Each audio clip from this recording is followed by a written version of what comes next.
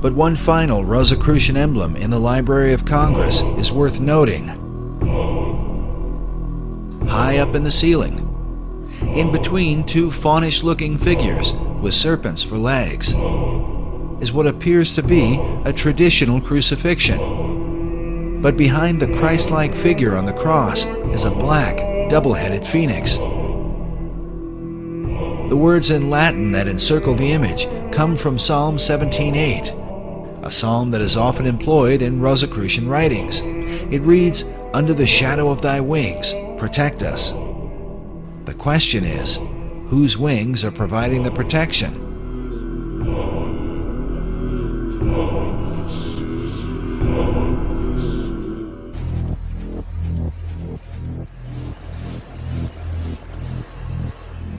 Beginning in the 1980s, a belief has slowly taken over the world. That neoliberal globalization, with its built-in self-regulating mechanisms, would finally do away with old institutions like the state and the military, and would usher the planet into an era of relative peace and prosperity. Free trade will bring on a Great Depression. 9/11 and the current economic crisis have shown that belief to be largely a myth. Many signs were already there. Markets have always relied on state power and military might. America's transformation from republic to economic superpower following World War II was accompanied by the creation of a global network of military bases, unlike any other in history. According to the Pentagon's Base Structure Report, today these amount to 716 in 38 countries. More than 250,000 soldiers are stationed on these bases. In addition to this, the US has a military presence in 110 countries around the world. A year after his election, Barack Obama approved the new administration's first military budget. This amounts to $680 billion, $30 billion more than Bush's last defense budget, and almost equaling the $787 billion set aside by the new administration for the economic crisis stimulus package. Why, despite the crisis, does the military budget keep growing? Are crises and military expansion related in some way? When we have different presentations, or sometimes bands that come, or even when we have talent night, if we have people that want to show off their talent, we have a stage.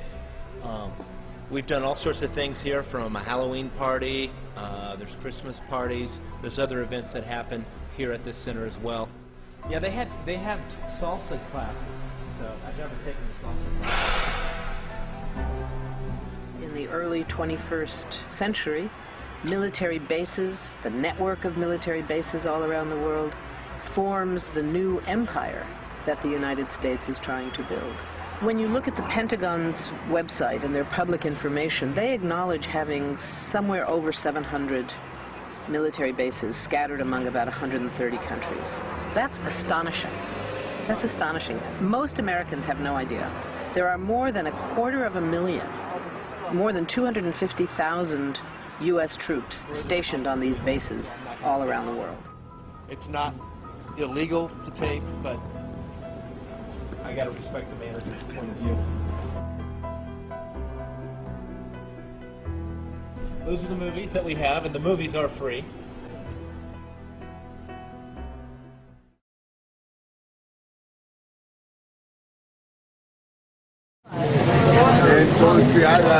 Bringing in the morning catch in a quiet resort on Ecuador's Pacific coast, a scene common in any Latin American port town.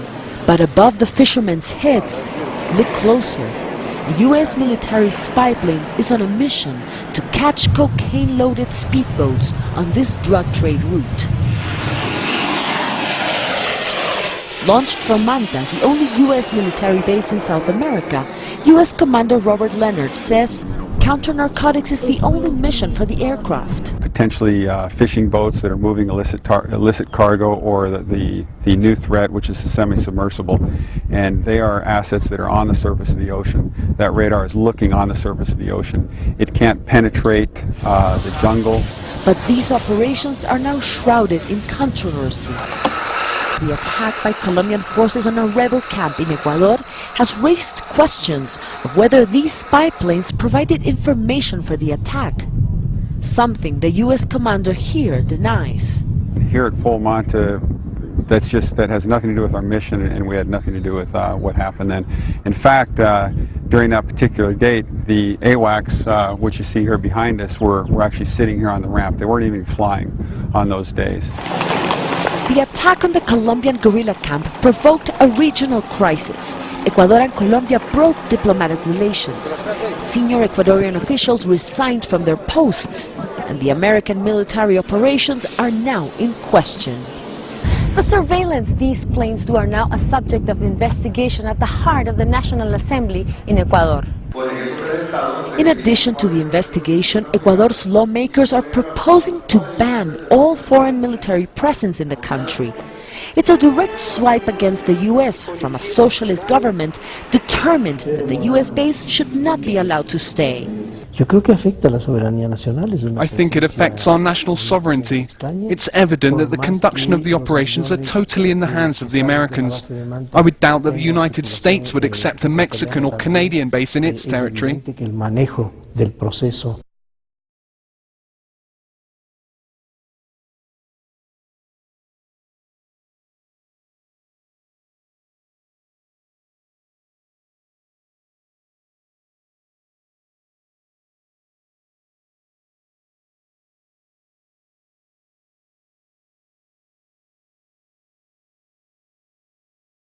Failed attempt to overthrow Ecuadorian President Rafael Correa has ignited new claims that the U.S. is still in the business of putting in and taking out Latin American presidents.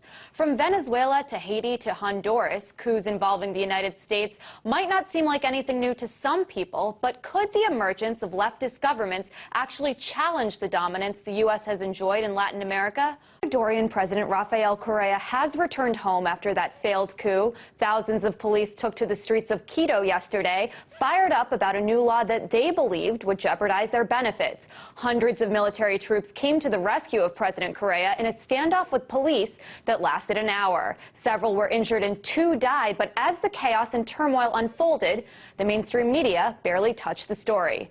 Tom Murphy is a blogger for the Huffington Post. He joins me now from Philadelphia, Pennsylvania to talk more about this. So, Tom, this incident has dramatically affected not just Ecuador, but the entire continent of South America, really. A group of South American presidents had an emergency meeting in Argentina and pledged their military support to President Correa. And all the State Department in Washington has said is that they're, quote-unquote, monitoring the situation closely.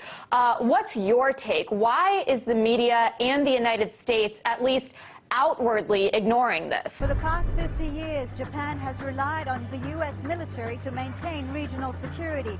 But growing protests over the American base on the island of Okinawa has tested this alliance. Now Prime Minister Yukio Hatoyama's leadership is in question after reneging on a promise to remove the base. I wonder if you would address the withdrawal of the American military bases in Saudi Arabia, what the real story was there. It seems to me that when Osama bin Laden listed his demands, his number one demand was the departure of American bases from his homeland. Yes. I think Israel was number 4 or something of his demands. And very soon after 9/11, the American bases left. Yes, very good point. It goes back to the geography. I mean, all the Americans were up here in the east, but because of the way Saudi Arabia was pulled together, it was possible for Osama bin Laden to say they are in the Holy Land. Sort of talk, I mean, obviously troublemaking, as if they were in Mecca and Medina. The Americans and the Saudis were very careful to keep on that side. But this to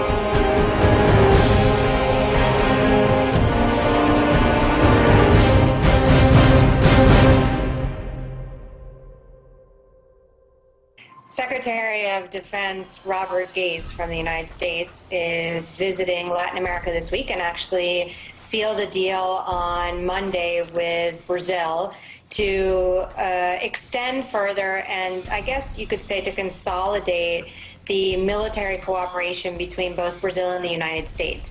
So even though there has been no declaration or statement made officially by the Venezuelan government, there certainly is concern in the region, there's concern amongst the people of Venezuela and other nations in the region that this is yet another example of the U.S. disproportionately expanding their military presence in Latin America, as happened last year with Colombia, with the establishment of an agreement with the Colombian government between Washington and Colombia that will permit basically a territorial usage of Colombia in addition to 7 military bases for U.S. military purposes. And in fact, official documents from the U.S. Air Force talked about that agreement as necessary in order for the United States to execute full-spectrum military operations in South America and to combat what the United States considers a constant threat from so-called anti-U.S. government.